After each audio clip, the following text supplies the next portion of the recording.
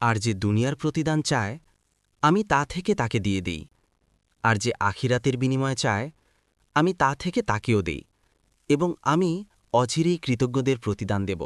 আর কত নবী ছিল যার সাথে থেকে অনেক আল্লাহওয়ালা লড়াই করেছে, তবে আল্লাহর পথে তাদের উপর যা আপতিত হয়েছে তার জন্য তারা হতদম হয়নি, আর তারা দুর্বল হয়নি, এবং তারা নত হয়নি।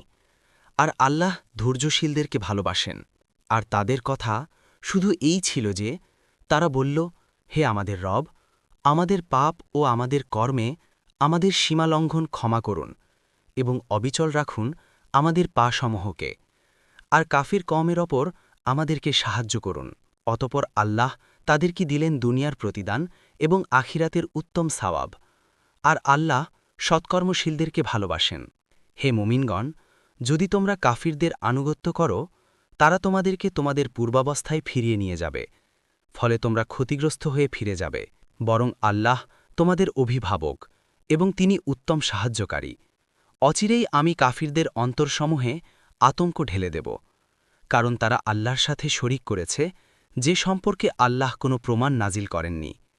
আর তাদের আশ্রয়স্থল হল আগুন, এবং জালিমদের ঠিকানা কতই না নিকৃষ্ট। আর আল্লাহ তোমাদের কাছে তার ওয়াদা সত্যে পরিণত করেন যখন তোমরা তাদেরকে হত্যা করছিলে তার নির্দেশে।